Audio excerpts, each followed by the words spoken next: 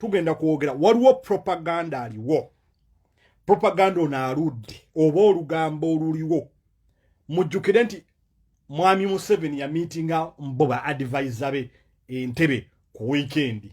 Muno mwalimu Bugembe gwe bayita Buchaman Muganda, ne mubaamu Furufiga Muganda, ne mubaamu basajja simanyo babasajja bikoze biti abasajja temuli magezi Muganda, na meetinga Bebekuru Muganda Sali, na meetinga nyo mulala, na meetinga Balamu Mutoro, na ne abantu bonna bya meetinga abasinga ko kubbo Baganda. Sigeza ko promoting tribalism, don't get me wrong. Ne meeting ye mwajira ngenda kubasoma by tribe. Ya meeting Buchaman Muganda bamuyita Bugembe, na meeting Moses Saliyo Bebekuru Muganda, na meeting basajja simanyi basajja mivule Muganda, na meeting Baramu Barugahare Mutoro, na meeting oba full figure yani amanyaga gabagana simanyi. I don't know what she is. Neka baby K na kukali mu meeting eyo nakawe na meeting ne nakawere baby we. Kakati mu byatesibwa mu meeting eyo twali tuze tubagamba wano nti ekisinza okutabula Mwami Museveni n'abantu be ke kalulu ka Buganda. Lwaki njagala owulirize nnyo, tulina kye bayita total vote, akalulu akawamu. Akalulu akawamu Buganda ye kyekitundu oba Central Region kyekitundu ekisinga okuvaamu akalulu akangi, era ebiseera ebisinga kyegididamininga ani agenda okubeera president. This time around we have a candidate ngava mu Central Region. Chances most likely the chances are he's going to win the Central Region, which contributes ebitundu 40 kuka total vote, kukalulu akawamu jibaita total vote. Kyagulanyi yetaga kuwangula Central na kuwangula East okuwangula akalulu. Era ekibba bululu kigenda kusinga kubeera mu Buganda. Ekibba bululu njagala owulize analysis eno yanga analysis according to research. Ekibba bululu ekisinga kigenda kusinga kubeera mu Central Region, which happens to be Buganda. Lwaki akalulu mu Buganda kangi nnyo. Kyova olaba Museveni n'abantu be baatuula wansi ne balonda mbuba advisors. Advisor omunga ava mu ghetto ye Henry Bugembe, who happens to be called Buchaman. Advisor omulala bamuyita Furufiga Muganda. Lwaki tine ali affiliated kuki? Ali affiliated ku Buganda ku ghetto. Lwaki abantu be mu ghetto Bobi Wine yasooka n'akuba omulanga n'agamba abantu b'omu ghetto bafune nnyo akalulu, bafune nnyo ki endanga muntu, whereby it is anticipated kisuubirwa okuba nti akalulu kajja kuba kajja kuba kangi nnyo mu Buganda. Buganda is a determining factor mu politics wa Uganda. Kikirize kigane fact. Kakati Bobi Wine wabuluwo kibayita LGBT campaign. Okay? Campaign eno ebadde eri run on propaganda nti Bobi Wine ali supported by the LGBT. Ne LGBT yavuddeyo nekola statement negamba kino kibiina kiri best e Bungereza tekirina package kiwagira mu Uganda oba mu nsi yonna endala. Naye Mwami Museveni olw'okuba takyalina kintu kyagamba bantu bakoze campaign eriwo. Era mu meeting eno mwe baatudde ne ba advisor be ne bamugamba the only way joyinza okukyayisa Bobi Wine n'omukyayisa abantu kutandika okuza oli propaganda, kubanga abadde waali propaganda abadde waali nti Bobi Wine amaanyi gaalina abantu abamusponsoringa ba LGBT. Naye ng'ekyo si kituufu, kubanga LGBT yavuddeyo officially ne declaringa nti tebalina package ba sponsoringa yonna. Era kino twagala kisquash. Kakati Mwami Bugembe Buchaman waliwo campaign mugirabye yesibye olubugo, ayina abantu bakutte ebipande bagambye mbu tebaagala gay president mu nsi yaabwe. Gay president bakugamba bati anigo bategeeza they are meaning Robert Kyagulanyi nti Buges president, but Robert Kyagulanyi is not a gay president. Lwaki? Ayina omukyala, ayina n'abaana. Kati no campaign okuteka ujitekeza eno bagita blackmail campaign. era ojja kulaba nti abantu bano police tejja kubakwatako kubanga bino byabadde mu meeting bano bafala basomeddemu omuzeyi ne bamugamba tulina obubaddi bwe tuyinza okukola ne tukendeeza ku kalulu oba ne tukendeeza ku buwagizi bwani bwa Bobi Wine. Bebimu kabyadde mu meeting eyo nga baleyinga strategies, desperate strategies.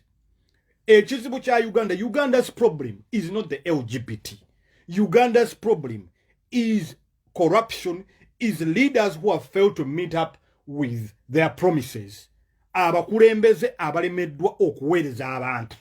Ne bwe munakwata Bobi Wine ne mumugamba nti abadde anywamu omusaayi abantu mbusimanya asaddaaka abantu. Still the people will vote Bobi Wine. You can do as many campaigns, blackmail campaigns about Bobi Wine, but the fact of the matter is Ugandan people want leaders who can deliver. Abakulembeza abanasobola okuweereza abantu.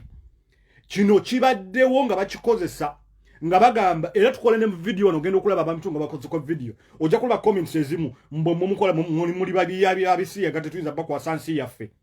Ekyo wadde comments oziraba. That is a propaganda obwo bulimba era obwo bulimba obuliwo bwa kusiganziro ekintu kino twagadde tukikubirewo from the kubanga kibadde kijja kibeerawo ne campaign ogiraba bagikoze eki bagikoze official era omusajja ono Buchaman olubugolo lwayambadde kiki kyagezaako okwapiiringa atayeeyo omanyi ndulina okugoberera ebintu bino ne tubiraba not by face value n'obisoma mu munda n'obitegeera kiki kyagezaako okukola kyebagezaako okukola kwe kutapinga nti mu mitima gy'abantu kubanga already waliwo kibayita abantu be Uganda bali very homophobic naye ekyo this time around twagadde tukisquashing nti it is not true. A statement was made, a statement tujja giteekawo nti initially era babadde bagamba nti sente zibadde zikozesebwa zava mu LGBT eya England nenga which is not true. Ago si mazima obwo bulimba. It is a propaganda campaign ekolebwa Mwami Museveni n'abantu be. Mwami Museveni takomye okwo aludde okuva ku lunaku lwe beewandiisa ng'agamba nti basuubira waliwo abantu the enemies of Uganda, the people who are trying to destabilize Uganda are going to be crushed, and they're being sponsored by the enemies of Uganda. They're being sponsored by foreigners. From day one campaign akatandika because Mwami Museveni takyalina kintu kyasobola kulimba bannayuganda kiki kipya ebintu byonna balimbye ne bikola ki ne biggwayo from day one. But there is no evidence. If they have the evidence, let them present the evidence before the people. Nchidamu, there is no such support because LGBT has come out clear. Ntiteyina party sponsoring more politics wa Uganda whatsoever. They have made official statement. If they have evidence, and this is not about sexuality, it is not about LGBT, this is about an election. An election in Uganda. Ugandan people are going to vote on the 14th. Nakuzo mwezi 14 bakulembeze be baagala okulwaninga ensi yaabwe. Abakulembeze abanasobola okubatuukira okuweereza abantu. Abantu baagala baweereza tebaagala kumanya era bino byonna bye mulaba byakugezaako ku slowing down okugezaako ku slowing down mbuki akalunengi kugambye bw'oba otunuulidde gundi analysis yage gye nkuwadde nkugambye this time around there is going to be massive rigging mu Buganda. Lwaki? Because there is a presidential candidate who happens to be coming from the central region who has massive support. Nti Bobi Wine advantage jalina eriemu kina zikubalira muto we have a young population. Number B ava mu central region. Njagala okkiriza obogaane ebitundu byonna ebisinga mu politics of Africa, whether you go to Kenya, whether you go to Zimbabwe, whether you go to Mozambique, whether you go to Ghana, whether you go to Nigeria, abantu ba voting nnyo on the merit y'ebitundu bawanya abantu abava mu bitundu byabwe. Omuntu nga tanatuna manifesto ya muntu abantu mu Africa batunulira nnyo amawanga. Tribes determine leadership in Africa as much as this is not about tribe. Because Bobby Wine akulaze even in the hierarchy akulaze nti n'abantu bonyine abali mu hierarchy tulina abalugwala tulina abanyankole tulina abasoga abantu. This is a government of inclusiveness nti abantu bonna bawamu. However, waliwo advantage Bobby Wine zasinga kuba candidate abaliwo. However, njagala underlining ayina advantages over other candidates. First, ava mu kitundu ekisinga okuba nti kirimu abantu abangi. Ekitundu ekirimu ebitundu 40 ku 100 ekyabalonzi. 40% of the total vote. Kakati, Museveni bw'atunulira twazize tukugamba wano. This is history and it's factual. It is fact. Once you lose the vote of the Baganda as any president, by fact, and history has told us that, losing the support of the Baganda, you are going to lose the vote. You will lose the presidency. You will lose government. You will lose power. Okuva ku obote amini bonatwala tugende. Once you lose the support of the Baganda, that is why Mwami Museveni alwanye nnyo kuba nti akozesa emiwulenge gy'Abaganda to fight Muganda. Mwami Museveni alwanye nnyo kuba nti on record this has been one of the most expensive election Museveni has ever been in, because the money that has been used has been enormous. Ngesente zigenda bugezi bazibabubbi esente zakoze era Kyagulanyi yamugamba nti tugenda kukozesa campaign ekyasinze okuba ngeri very very expensive. Lwaki nga bwe nkusomedde wali advantages ziriwo. Kati Mwami Museveni yatudde n'emiwulenge gino nga bw'omanyi omusajja omukadde ne bamusomeramu ne bamugamba tukyalina bye tuyinza okukola naye nga bano bonna tebali ku kintu kya change. Ekintu kye baliko ne Museveni nabo baagala agende abo bafuluvire ne Museveni nabo baagala agende n'abo basimanyi babajjo simanyi baagala agende naye kye baliko kya ssente. Kati bamusomeddemu kati ng'ono ono simanyi barasta obani oyo Butcherman yani omusajja oyo simanyi bugembe okugulu okukumpi ono nsonyi okwogera ko bote naye kugamba I think I deserve to talk to you about Butcherman. Njagala kuwa message in Butcherman, you was once with ne Bobby Wine. Mwine bintu ebyabawula. You have to accept nti mu life some people have to outgrow you. Bobby Wine outgrew your friendship. That is why he is where he is and you are where you are. Na ye mu magezi gera Butcherman ino message egenda uwo. Ero chimanyi. Amazima ogamanyi because you are Rasta. You know the truth. Amazima gali nti chokola mutima gwomanyi si kituufu. Campaign joliko chimanyi si ntuufu. Kubanga you are Rasta. Ochimanyi oli mu Rasta. Ono chali ono omusajja aliko mukwano gwo. Eno campaign yonna ekolebwa. How do you think your people are looking at you? Because you are once friends. But one thing that most people have failed to realize, especially most of Bobby Wine's friends that are actually, who used to be friends, are enemies now, they fail to realize that Bobby Wine actually outgrew the friendship. Bobby Wine olevo jaliko ndala. Waluinzo okubera ne mukwano gongo omuntu mukwano gwo na outgrowing a friendship yo. Katonda namukuza mu ddala. Bino byonna abantu be Uganda, they are not after LGBT, they are not after what, they are after change, a meaningful change. Byonna mujja kubikola. Muntabani wa Museveni asambagale, mutta abantu, mukole ky'abantu, musiba abantu, but at the end of the day, what you have failed to realize bugembe ne banno, nti the majority of Ugandans are in despair. They need a government that will really work for them. Beta aga government ebakolera. Beta aga abana babogenda mu masomero. Mwami Museveni byabuza abantu nti abagwira batuwagira. Bawagira people power. Twaga tubuze Mwami Museveni ebibuzo bino wammanga. Mwami Museveni, Uganda's debt. Have you told how much money you owe the World Bank? Do you know the people that run the World Bank?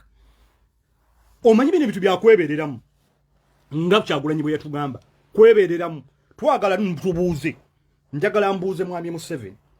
Kubanga, this is the campaign that you've been running, that we are being sponsored by the enemies of Uganda who happen to be foreigners. But the question is to you, Mwami Museveni, n'abantu. The money that Uganda owes the World Bank a sentence zivawa. You owe Chinese a lot of money. Have you told Ugandans how much we owe? The more we keep you in power, the more debt we are going to accumulate. It simply means we become slaves. By default. We're going to fault on our debts. That is the fact of the matter. Abantu. Have you told Ugandans? You always saying, Mwami Museveni, do you borrow the money from Ugandans or you borrow the money from foreigners?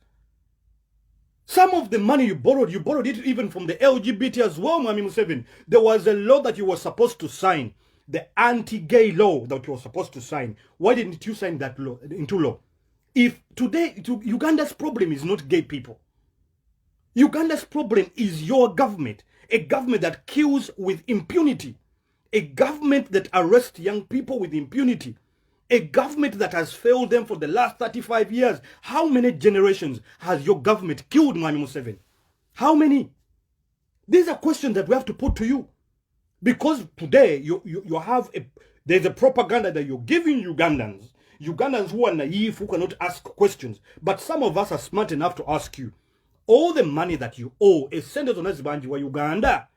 Where did you get this money from? Did you borrow this money from Ugandans to help Ugandans? We are here in a campaign. You're commissioning markets, but you're not telling Ugandans how these markets were built and who is behind these projects. Who is behind this project is your family.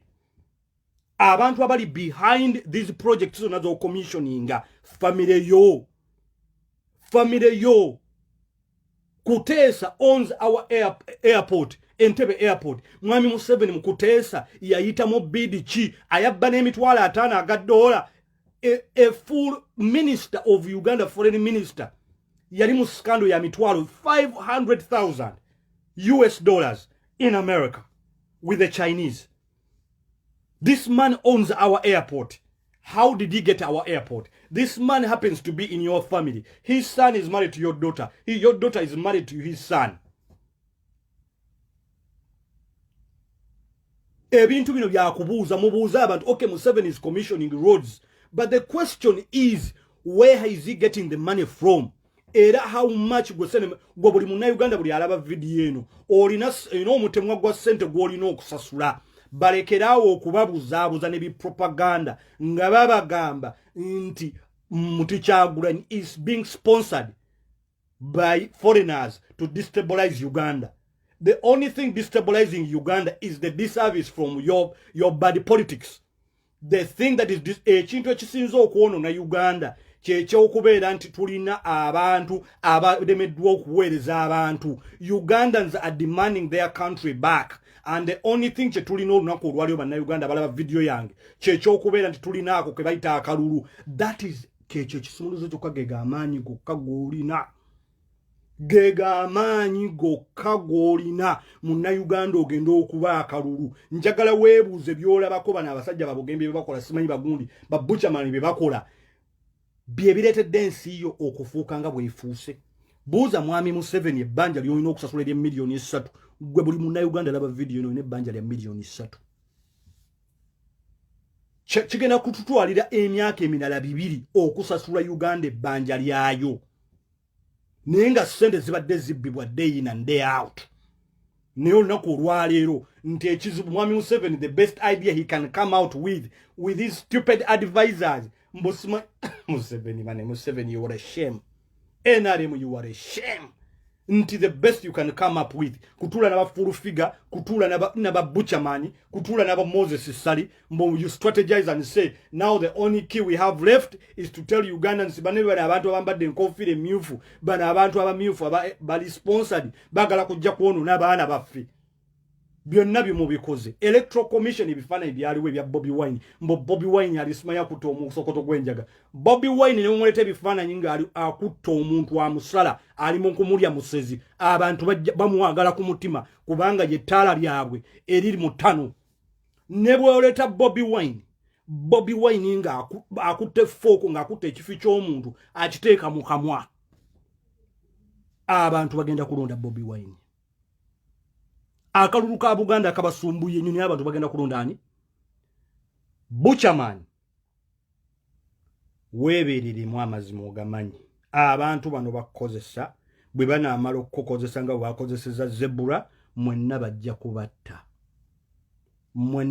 kubatta mulinga boolaba you are hunting dogs nga boolaba embwa bagitwala okuyigga bwe bagitwala okuyigga embwa nga yeekutte ensolo ne bamala ne bagigabira eddiba omuyizi n'akwata ennyama gy'alya embwa n'agiwa eddiba eri eddiba you are hunting dogs you are being used temusinga bakaleke bayiwawo omubiri temusinga bakirumira bayiwawo omubiri kirumira ali luddawa kale kyewuunyisa nze nabadde simanyi ti zebura yali Bungereza zebura badde nga ali used what happened to zebura dead collateral damage babayita collateral damage okwo okugulu kola babajja kukuba essasi ko wasigaza bugembe ogende mu ddwaliro nga abasajja bano they will feed you to the dogs after they've used you. They will kill you. Bajja kutta Buchaman n'akaana ko bakatte ne kakazi ko bakakuba essasi bakatte. Bano abasajja they are using you, especially you ungrateful Baganda, as hunting dogs. After they've used you, they will feed you to the wolves. They will take you to your graves. Tunulira Kirumira. Buchaman, gwe Kirumira oli omusinga. Abasajja bayogeranga ne president. Wali osinga Kaweesi amaanyi. Kaweesi yakubanga essimu ewa president. Where are these people now? Where are these people now? Wali osinga Kazini. These people were used. And after they were used, wali osinga oli omusajja abiriga. Wali omusinga. I am talking to all these people. Basemanyi basajja mivuli simanyi bani, simanyi banakajubi simanyani. All your Baganda, you have been used for a very long time. You are a shame to your tribe. How many people from other tribes bamula babaliyamba politician bamolukwe? This is Bobi Wine, a man who has come from nothing to where he is. Buli kimu mu bulamu bwa kirina. But he has decided to fight for all of us. Yetala mutano lyaffe. Nothing is going to take away that light. Kakubanga Katonda yamusitula. Katonda yatukisa n'amusitula. Era Katonda oyo yamusitula yajja okumuteeka wansi. You are used as hunting dogs, and after these people have used you, you will never live peacefully in your neighborhoods. Abaana bamwe mubateekako ekikolimo. Abaana bamwe mubateekako ekikolimo, abasajja bano bajja kubatta, bwe banaamala okubatta n'abantu bamwe tebajja kubaziika. Lwaki tebakozesa abantu baabwe? Lwaki bakozesa mmwe? Lwaki tebakozesa abantu baabwe bakozesa mmwe? How many Basoga have you seen hunting their fellow Basoga? How many Bahima have you seen balalo bameka bolabinga balwanyisa balalo bannaabwe? They are using you because you are stupid, you are very naive. Mulengera kiri kumpi. Mwemuloza Bobi Wine gumwaberanga naye Bobi Wine yomu. Bobi Wine yakula. So, nze byange bijja koma Bobi Wine ali live. Mutambuze ka video.